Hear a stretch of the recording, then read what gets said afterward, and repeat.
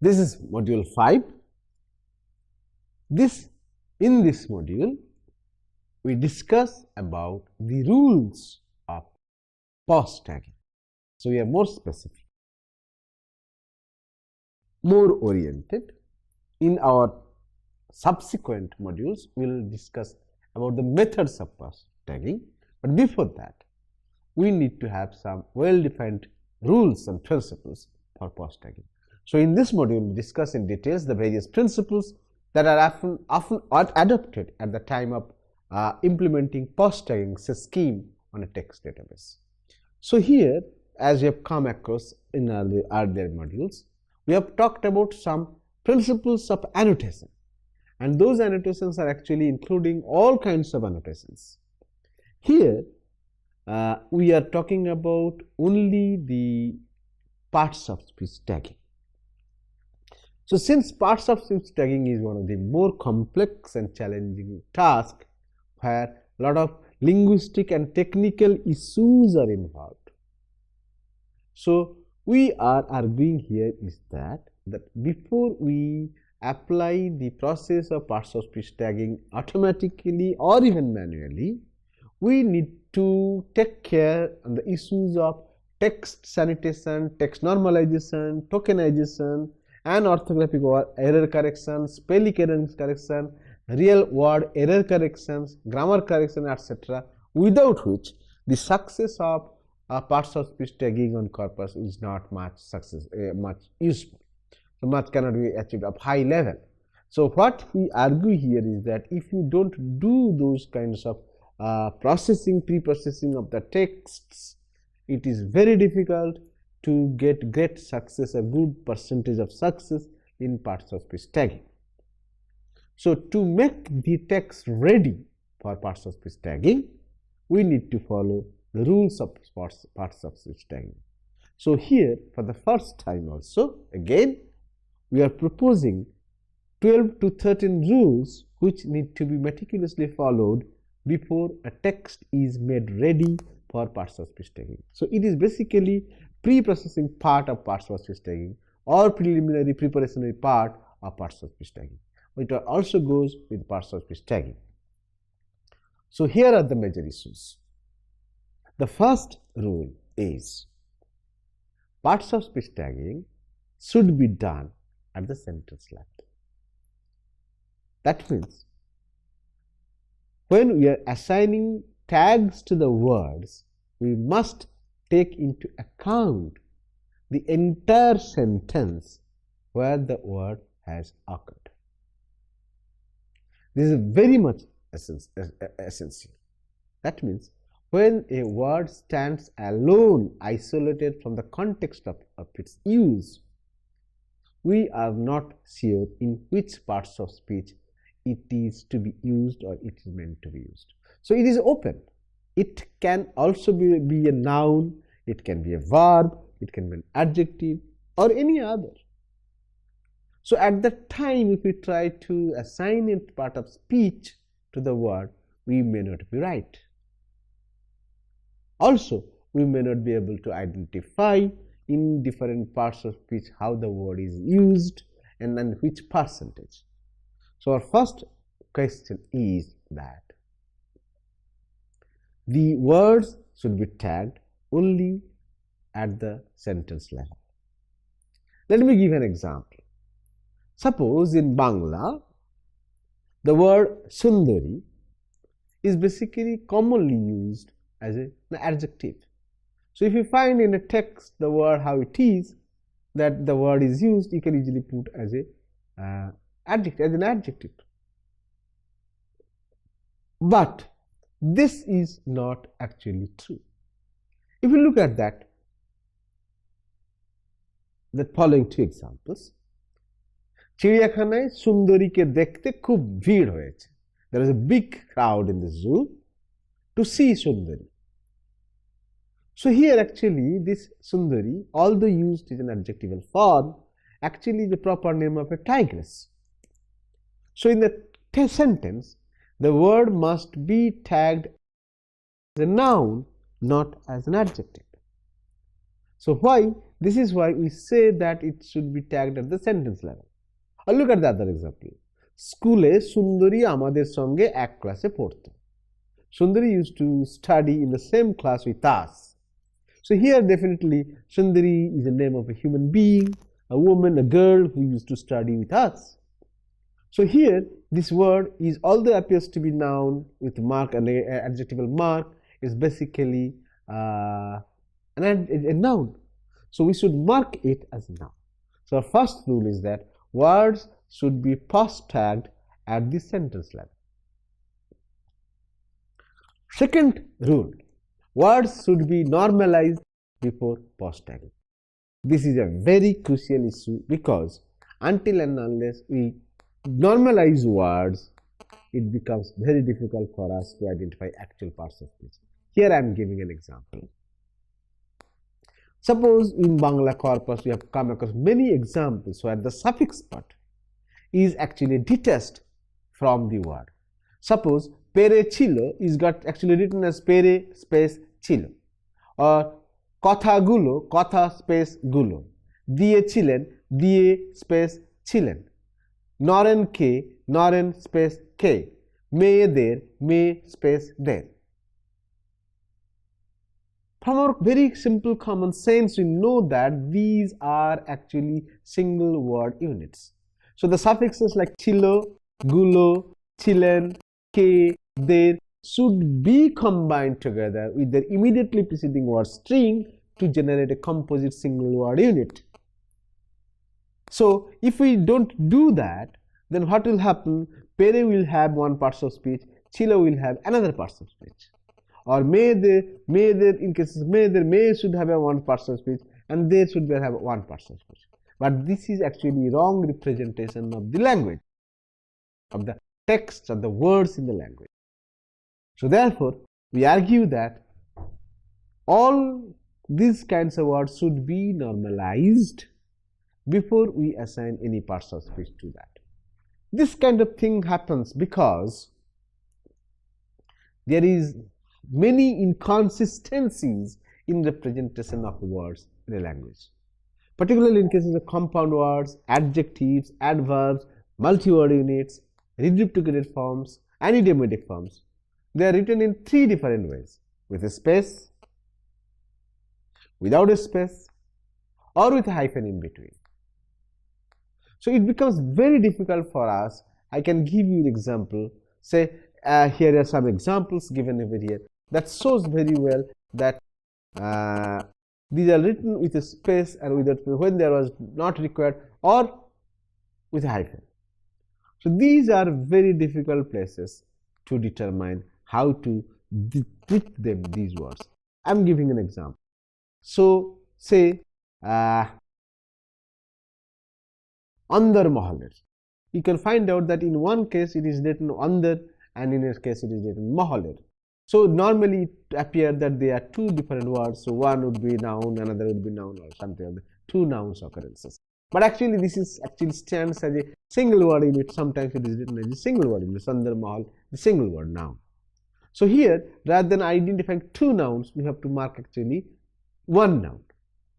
So our question is, because of the inconsistency of writing, we need a lot of text modifications or normalizations before the POS tagging scheme is allowed. Words should be tokenized before POS tagging also. Reverse to the normalization process is the process of tokenization. So because I have already said there are various methods of inconsistencies in representations of written texts, we need to take into consideration. Here are some examples. Suppose Ram or Sita, and this example also been mentioned in earlier modules also. So sometimes we find that the O conjunct is also actually merged with the preceding word. So it stands actually Ramo Sita. But it should be actually three words: Ram, O, and Sita. Then the accurate tagging is possible. So our argument is here that in such situations we must break Ramo into Ram as a single word unit and O as another single word unit before the POS tagging process is applied on. So otherwise the Rama would be identified as a noun and Sita would be identified as a noun, and the original identity of O as a conjunct would be lost. So this is a wrong representation. So I need to have a space between these two words so that it becomes three different independent words with three different parts of speech. There are other examples like gelenna. So here gelenna, gelen is a complete finite form of verb, na is a negative marker. So this should be definitely differentiated, isolated, separated with the space so that they are marked separately at two different parts of speech. Say Samagra Jivan Kal as a single word. Obviously you can understand that there are actually three words, Samagra, Jivan and Kal. But at least for us, Samagra it should be a modifier, an adjective, and Jivan Kal is a noun. So there should be a space between the two so that they should be identified as two separate nouns rather than a single noun. So what we argue is that tokenization is a very important part. Words should be marked properly tokenized before they are put to partial speech tagging. Rule number 4 is exact POS tag should be assigned. So it is very clearly mentioned that the parts of speech which has been not observed for the word in a particular sentence, that particular parts of speech should be assigned. It is not that you should have knowledge from the dictionary and what dictionary says that will matter. That will assign. Let me give you an example. In cases of the difference between good and bad is sometimes obscured. In this sentence, you can clearly identify that good and bad are used here as noun, not as adjective. So both good and bad should be tagged here as nouns, not as adjectives. So what I argue is that in many cases, words are found to be entered into dictionary in one part of speech, but used in another part of speech in the text. So the exact parts of speech in which the word is used in the text, it should be marked here. So this has several advantages. One of them is that we could really know how a word is used in different parts of speech, in different context of the sentence, in different context of the text, and we can find out the multiple parts of speech of words. That also refers to the gradients or variations of parts of speech. Also the range of parts of speech to words can belong to. This automatically refers to the next argument, next rule is that context carries maximum importance in parts of speech tagging. Nothing else but context. Either it is topical context or local context or sentential context or global context, whatever it may be. So always give maximum importance to the context to identify in exact parts of speech the word is used. Without reference to context, it is not very possible to identify the part. So it may be words might have several identities with regard to parts of speech in the dictionary. But I am not sure in which parts of speech the word is used. It is the context that will guide us, that will direct us, that will lead us to mark the word accordingly. So our rule is fifth is context should be given utmost importance in parts of speech tagging. Rule 6, existing POS categories should be used on a text. This has been noted quite peculiarly that many of the people are introducing new parts of speech to the words to be assigned to the person. I am deadly against it. I always suggest that if the existing parts of speech set which has been so long known to us, traditional parts of speech, major parts of speech categories are known to us for years, for centuries, for generations. If that suffices immediately to assign the words their parts of speech adequately, we should not go something more refined, more complicated, or something new one. There has been a tendency that people may try to find out new parts of speech. I am not going to mention the names or articles, but thing is that I have noted it carefully that in many cases some new parts of speech are introduced. That actually burdens the people with additional load which was not at all required. If our traditional parts of speech, list of parts of speech, suffice our requirement, there is no need to go for something else additional extra, just because to show our level of intelligence or mastery of the text. So my suggestion is, until and unless we are forced to, until and unless there is an absolute necessity, we should always depend on the existing sets of parts of speech, which is maximally intelligible, maximally known, and maximally comprehended by all people of the speech community. Rule 7. Support systems should identify the multi-word units used in a text. This has been a real big problem at the level of parts of speech tagging. So, as you know that there is little consistency in you writing the multi-word units or compounds or reduplications. So, there is a real problem if a multi-word unit, if the compound word is basically written as two separate forms, it may create problem to treat them as a single word unit or not. I can give you some many examples here where different kinds of multi-word expressions we have encountered in Bangla text, and that has to be marked before that through the chunking or some other ways before their parts of speech are assigned. So, in particularly in cases of compound words like say Bedona Prasuto. So, in that case, in the first word is a noun, second word is an adjective, but both of them combined together should stand as an adjective. Or say Bhramar Krishna, the first one is noun, second one is adjective, both of them stands as an adjective. So, if you keep in account the left hand, right hand head rules or left hand head rules of compound analysis, whatever it may be, but you have to keep in mind that compounds are written like this, they need to be marked before their parts of speech is defined. Idiomatic expressions, chokher moni, that is apple of one's eye, ashade golpo, cock and bull story, Dewal Likhan, the writing on the wall, Ubhay Sankat, horns of dilemma, and many other examples I can cite from the data where these expressions need to be marked beforehand before their parts of speech are identified. Then complex verb forms like uthe pado, suye pado, chole jao.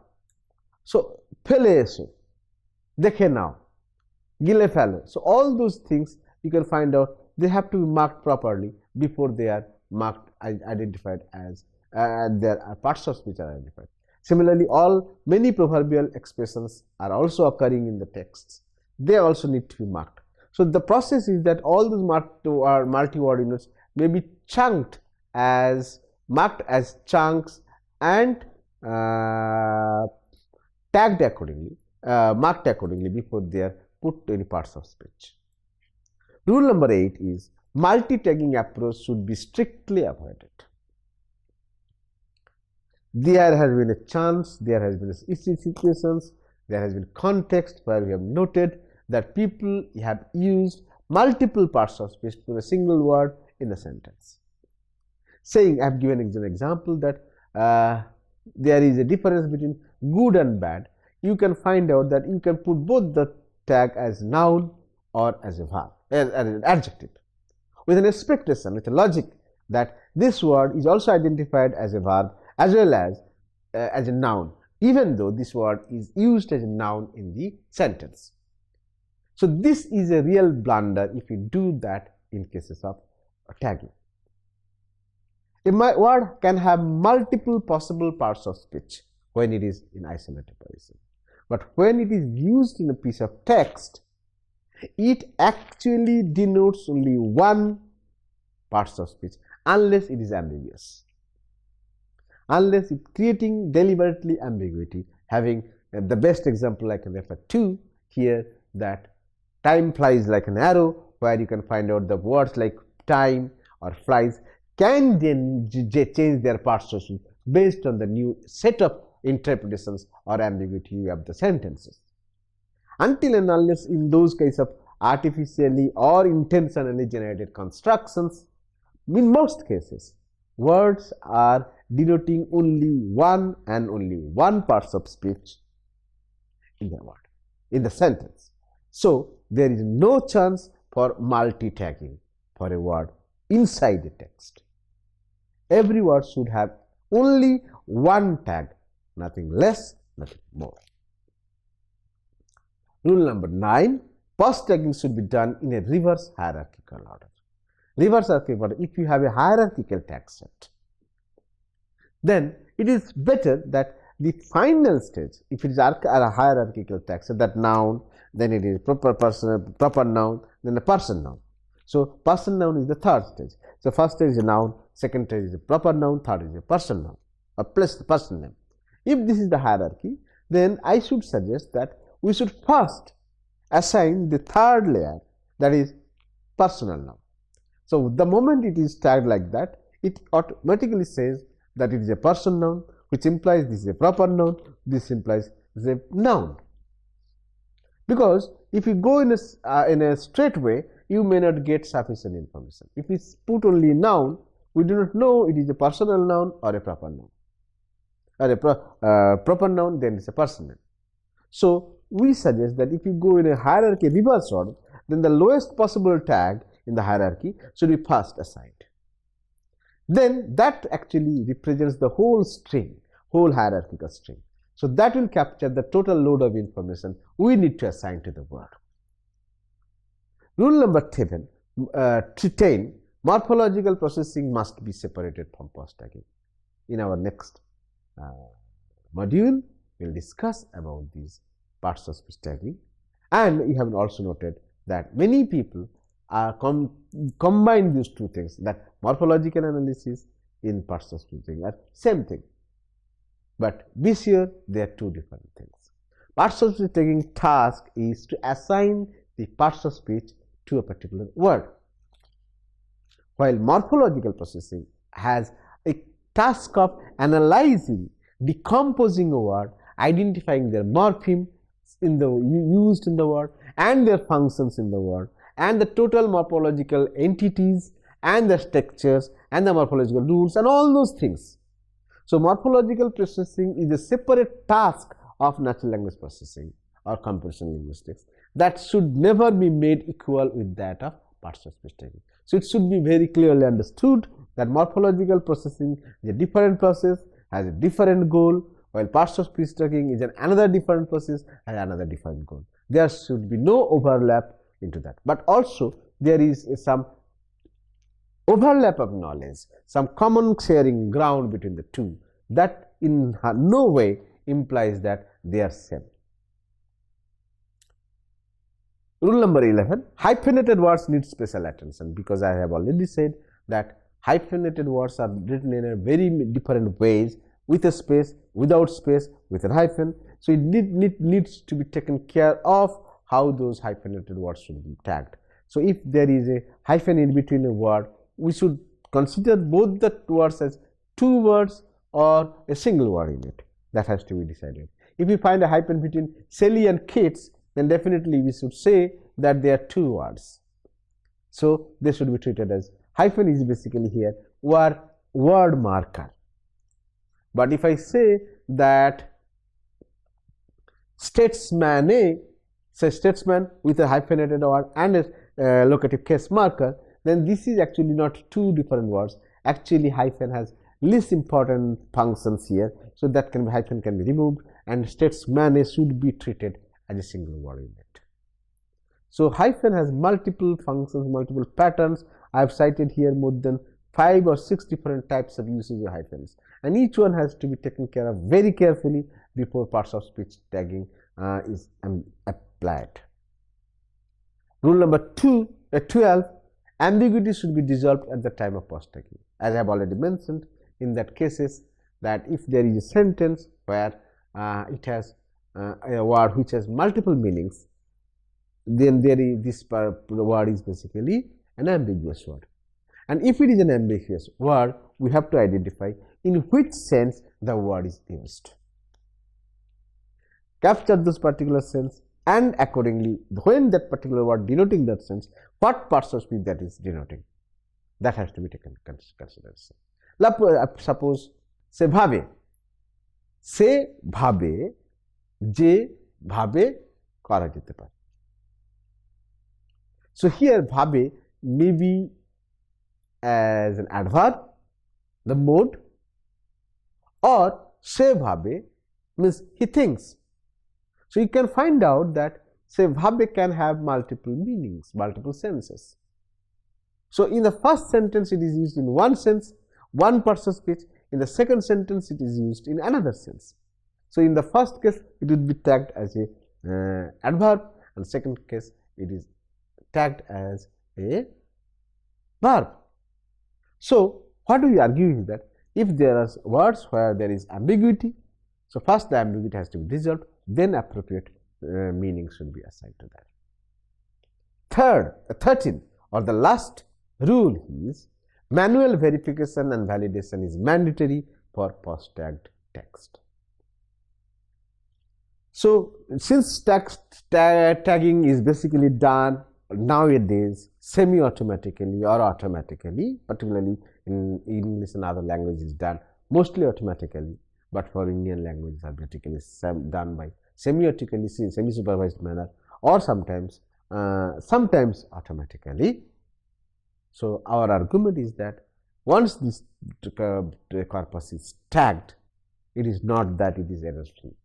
It is not that there is no mistake. It is there there is no doubt. So to make that tagged corpus maximally useful, relevant for our future research, we need thorough manual verification by some experts and validation that it is properly done, all the words are rightly tagged, taking into other considerations all linguistic factors and issues involved into it. So manual and final verification is mandatory before a POS tag is made available for any further research and applications. Thank you.